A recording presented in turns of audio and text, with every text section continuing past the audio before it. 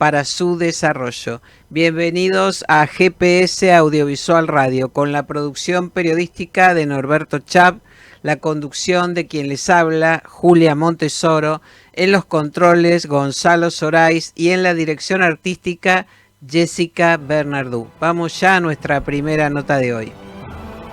Pablo Echarri protagoniza junto a Juan Gil Navarro, Oski Guzmán y Carlos Portalupi la obra Druk, basada en una película de Thomas Vinterberg, que en su momento ganó un Oscar, que se presenta de miércoles a domingo en el Teatro Metropolitan. En esta obra, un grupo de docentes decide poner en práctica, poner a prueba una curiosa teoría que afirma que los humanos nacemos con un déficit de alcohol del 0,5 y que entonces para funcionar de manera óptima es necesario compensar bebiendo esa cantidad todos los días.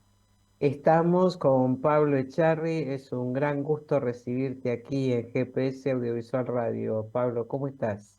Hola Julia, ¿qué tal? El placer es mío. Un gusto verte. Igualmente. Bueno, ¿cómo fue tu primer encuentro con Druk? ¿Vinieron con el guión? ¿Te ofrecieron la obra, la adaptación? ¿Dijiste, esto es para mí enseguida? ¿Cómo fue? Bueno, apareció Compel después de unos cuantos años que no trabajábamos juntos, con un equipo que yo ya conocía del hijo de puta del sombrero, que era trabajar también de la mano de Javi Dolte. Ujú. Y bueno, hacía tantos años que realmente no tenía contacto con ellos, que ya me dio mucha ilusión esa propuesta inicial.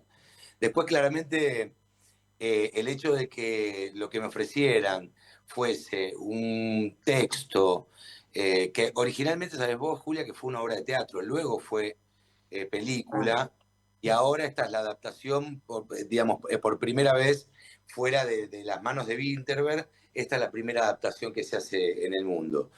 Eh, ya que venga un texto escrito por Thomas Winterberg, siendo uno de mis directores y autores favoritos, ya me generaba un gran auspicio. Yo, mm, Druk, otra ronda, la película no la había mm, visto, muy esta bueno. película ganadora del Oscar, si no me equivoco, del año 2021, pero sí había tenido enormes referencias, cantidad de referencias, primero de que era una película extraordinaria y cuyo disparador era realmente algo muy reconocible por el ser humano en general, digamos, acá cuenta la historia de cuatro amigos, profesores de colegio, pero claramente esto de que el ser humano podría nacer con un déficit del 0,5% de alcohol en la sangre, y que para poder tener una vida más musical, más alegre, más llevadera, más suave, tenga que cumplir ese déficit de manera externa, ¿no? Es a dosar Ujú. 0,5% todo el tiempo.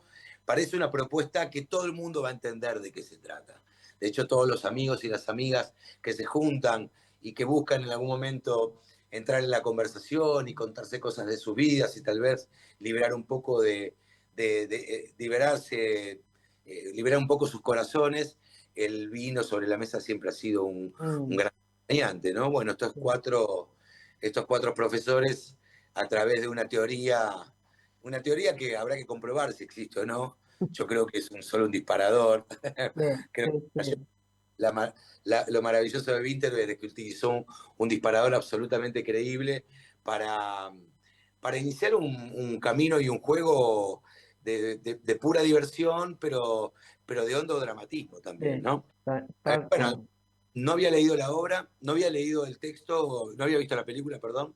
Leí el texto y el texto me encantó, pero tenía mucha incertidumbre, algunas dudas de cómo podía volcarse eso a un espectáculo teatral, ¿no? Digamos, con Mm, la cadencia, la mecánica de un espectáculo teatral, con solo cuatro personajes en escena, teniendo en cuenta que la película tiene, como generalmente en estos casos, cambios de locaciones, cambios de paisaje detrás y por supuesto la participación de más personajes. sí, Bueno, sí.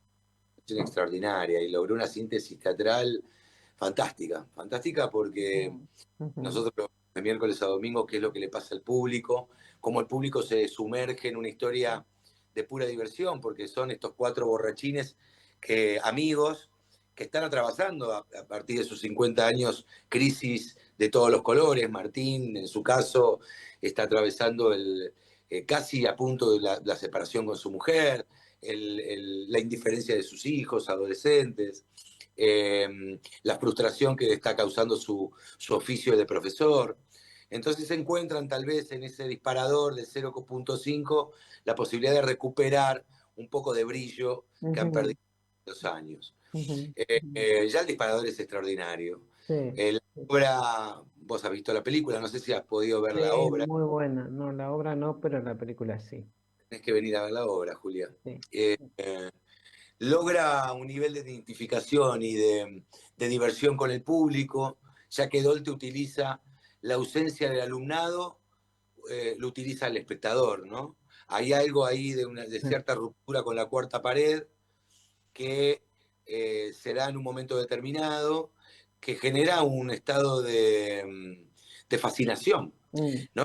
mm, Como suele suceder cuando las cuartas paredes se rompen y se rompen con una razón y digamos, con buen gusto, ¿no? Porque romper la pared se puede romper en cualquier momento, pero Dolte logra una síntesis atractiva de esa ruptura de la cuarta pared ujú. y cuatro amigos van avanzando en esta recuperación de lo perdido, entendiendo también a lo largo que caminan que el alcohol no les va a devolver nada, ¿no? Que en realidad son ellos los que tienen que encontrarse con ellos mismos para poder recuperar un poco del brillo perdido en estos últimos tiempos. Sí, sí, sí, sí. Bueno, a vos en particular, ¿qué te interpeló de los temas esenciales de la obra? Todo esto que estás contando.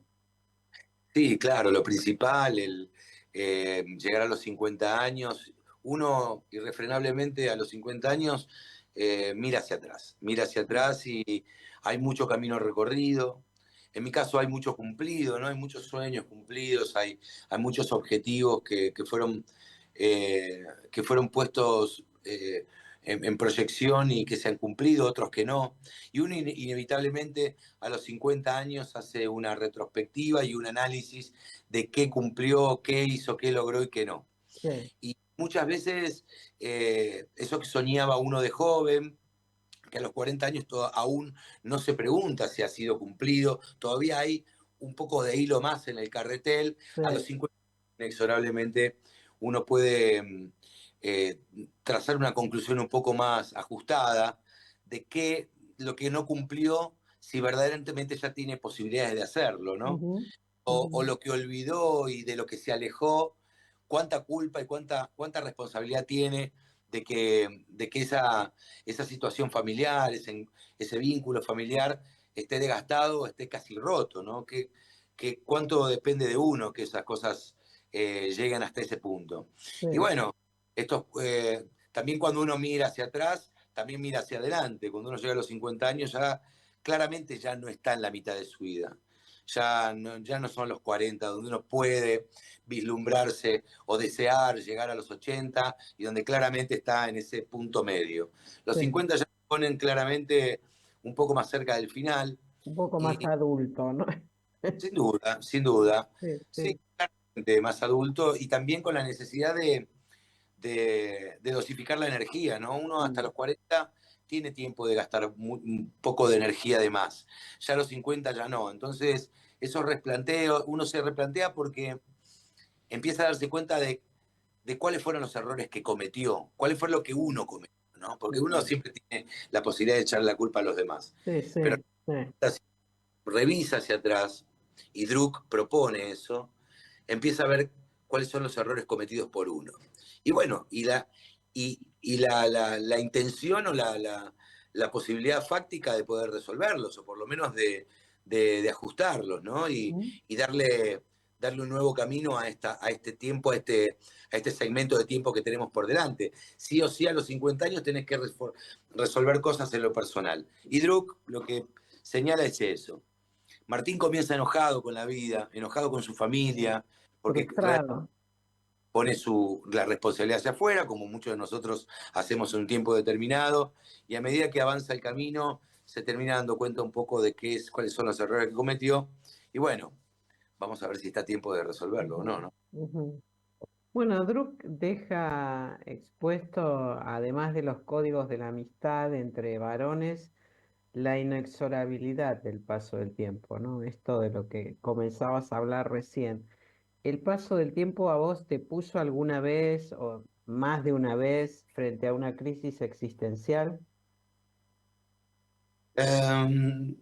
Pues fui sensible a los mojones del paso del tiempo, ¿no? Mm, Tal vez uno podría decir que cada década uno termina haciendo algún tipo de resumen y de retrospectiva, a veces con más conciencia del camino recorrido, como mm, a los 50, y a veces menos. Uno a mm, los 30 está preparado para darse cuenta si se equivocó, si este camino elegido es el que verdaderamente quiere. Todavía hay energía para gastar y no hay mucha certeza del final, digamos, no hay sí, mucha cercanía con el fin.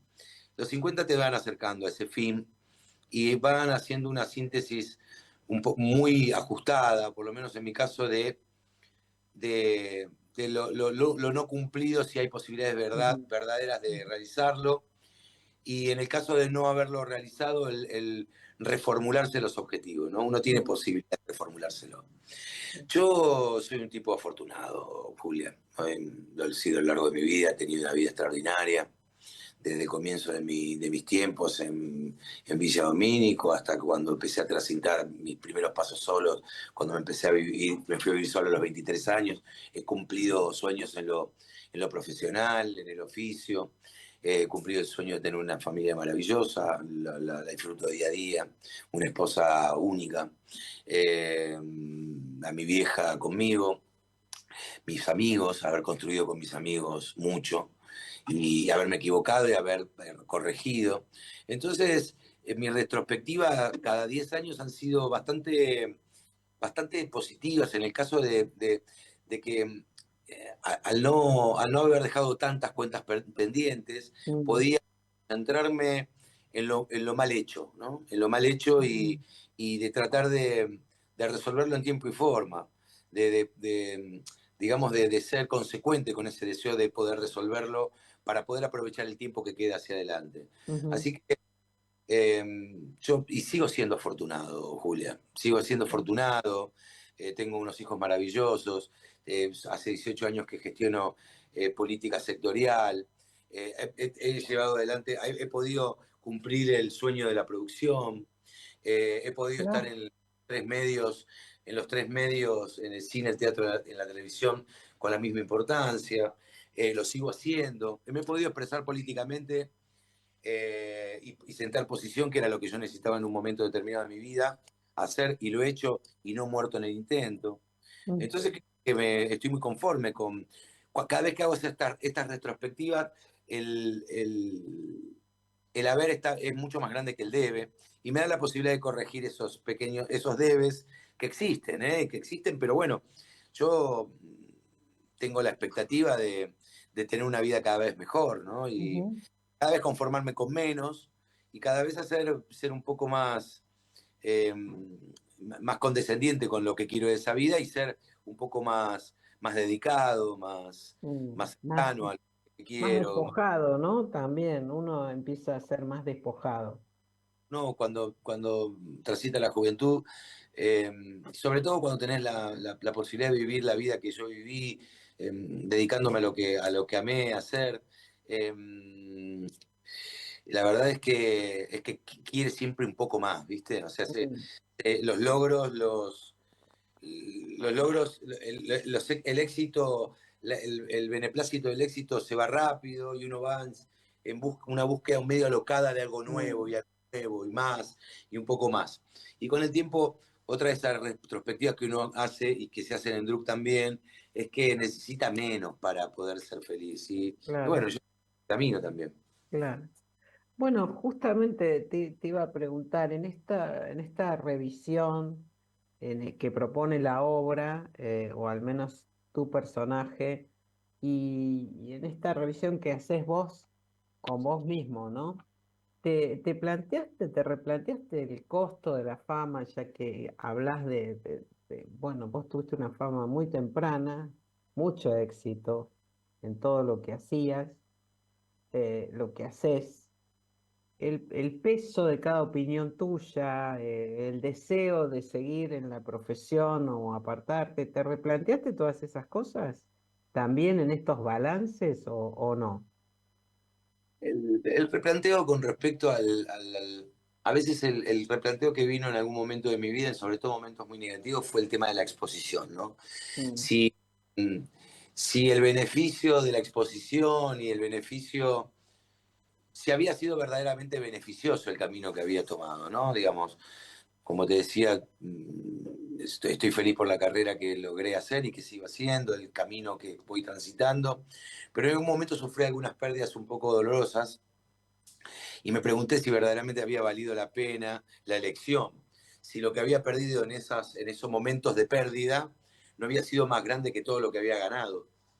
mm, Lo digo objetivamente por ahí en los tiempos más complicados que fueron, sobre todo en el año 2002, donde sufrí el secuestro de mi papá y donde mm, fue como el sumum del costo a pagar por ser famoso, ¿no? sí, Eh, mm, todo lo demás había sido muy positivo. A veces tal vez que la prensa del corazón te siga, te corra mm, y, y esté atenta a tus movimientos, puede ser algo molesto. Eh, las guardias en la puerta de tu casa en momentos de estar, digamos, con mucha popularidad. También es algo que molesta, pero también uno está dispuesto a pagar. Pero a veces que te arranquen del seno de tu hogar a tu propio padre, no sé si eso ya es mm, un precio tan justo. Y creo que ahí tuve una disyuntiva realmente grande y tuve años donde me pregunté verdaderamente si había valido la pena y años donde creía que definitivamente no había valido la pena. Pero bueno, los años también habían, los años hicieron lo suyo, yo tuve posibilidad de, de sanar heridas y de darme cuenta que inclusive ese hecho doloroso, cruel que viví en el año 2002, también habían construido este hombre que soy hoy, ¿no? mm, Que hoy el hombre que soy hoy es indivisible de ese que fue antes con ese hecho de por medio. ujú, Entonces, hubo un momento que sí, creía que el déficit había sido más grande que el superávit, pero con el tiempo me di cuenta que también me había dado este tipo que soy. Así que lo que sí, a esta altura, a los 55, tengo un muy buen acuerdo con la vida y me parece que todo ha sido verdadera ganancia. Ese hecho desafortunado tuvo un final feliz, que si no lo hubiera claro. tenido hubiera sido diferente.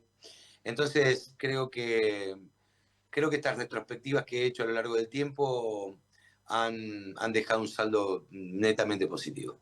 Ujú. Usás la palabra retrospectiva y pienso, si te si hicieran una retrospectiva de tu obra, Mm. ¿cómo lo sentirías?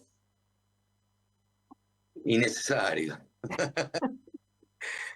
Eh, Mm, mm, no sé, no pienso en mis retrospectivas. Hace tiempo que me divorcié mm, del ego más profundo, de verme la marquesina, o de contar las películas, o los éxitos, o la cantidad de contenido hecho, tanto sea en mm, el cine y los sucesos a través de lo hecho, ¿no?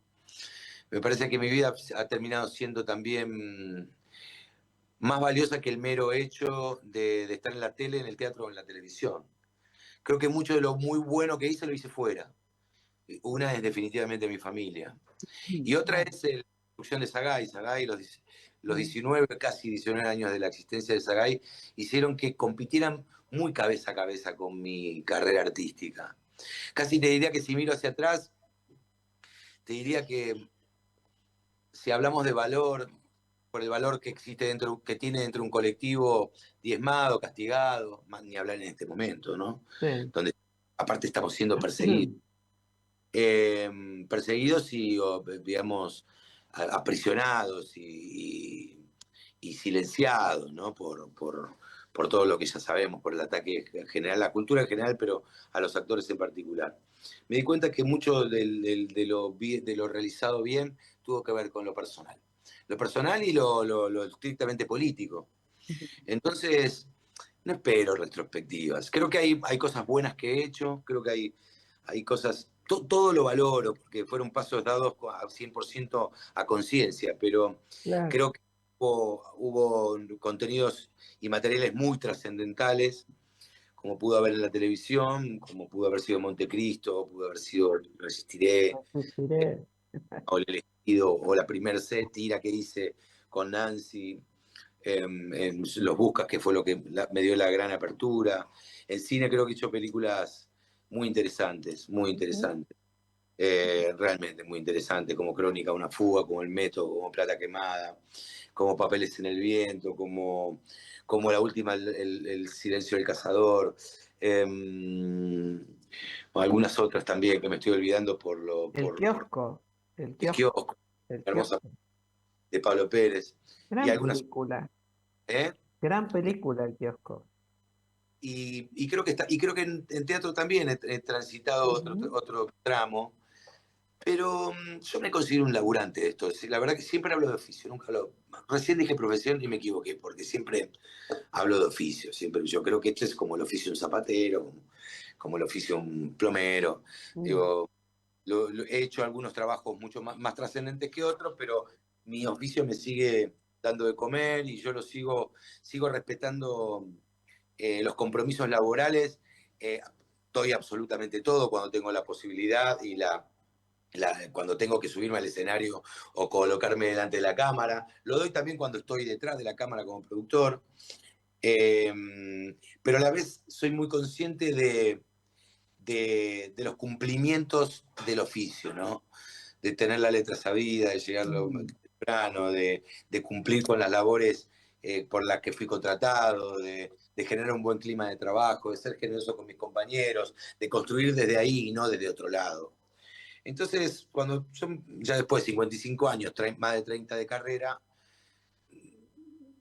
esto, para mí esto es como el que sostiene el oficio, el negocio del oficio, ¿no? Ujú. Y no me gusta ceñirme a retrospectivas artísticas, no sé, creo que hay otros artistas Ujú.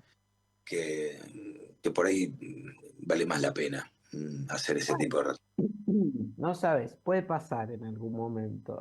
Puede pasar. retrospectivas, que si alguno lo quiere hacer y me quiere hacer un mimo con eso, seguramente yo lo agradeceré y no lo minimizaré para nada, Claro, pero, claro, pero claro. prefiero que sea la idea de otro y no mía. Hace 2 años presentaste en Mar del Plata un documental sobre la vida de China Zorrilla, dirigido por Alejandro Massi. Sí. ¿Qué ocurrió con ese proyecto? ¿En qué etapa se encuentra? Se está terminando, que está en el último mes, menos, un Ajá, poquito menos. ajá. Ya de finalización de color, correcciones técnicas y ya seguramente en los próximos 2 meses, antes de los próximos 2 meses estará estrenándose. Sí, Ujú. feliz. Un trabajo arduo. También fue la apertura de una productora en un momento donde la producción independiente se derrumbaba. Sí. Entonces, bueno, está la elección en ese momento de empezar con un objetivo nuevo en materia de producción, cuando la Argentina se venía diluyendo, ¿no? En materia de producción, ¿no? Si Ujú. bien la Argentina recuperará el lugar de brillo que tuvo, me tocó vivir tal vez el peor de los momentos. No, no, no porque la realidad, o sea, sí, la realidad actual es la peor de todas, porque aparte de lo que somos perseguidos y somos vilipendiados y Sí, ninguneados, sí.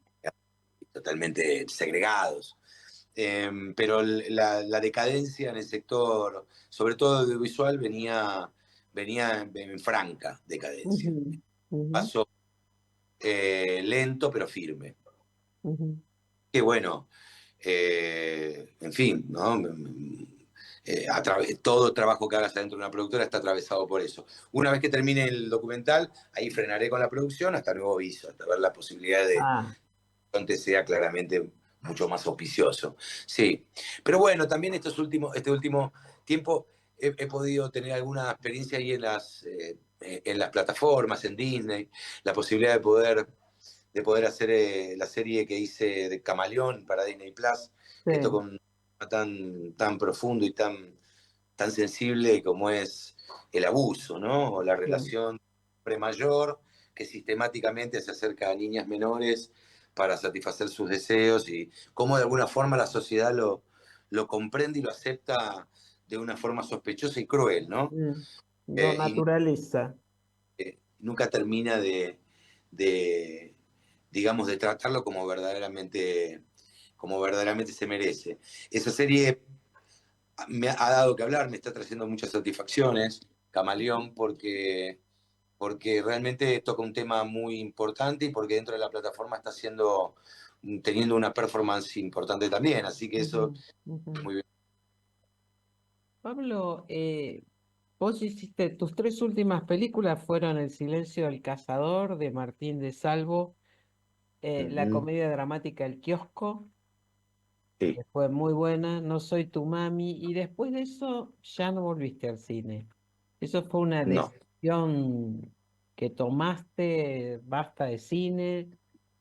¿Qué pasó? Fue una decisión, no, fue una decisión, pero con motivo digamos que la insuficiencia en las inversiones de las películas que venían en los últimos años, ¿no? O sea, las películas de los últimos años cada vez contaban con menos presupuesto y por ende contaban con menos tiempo de realización. Las últimas películas que me han llegado a mis oídos son películas que se han realizado en 3 semanas de rodaje, Mm, 4 como mucho.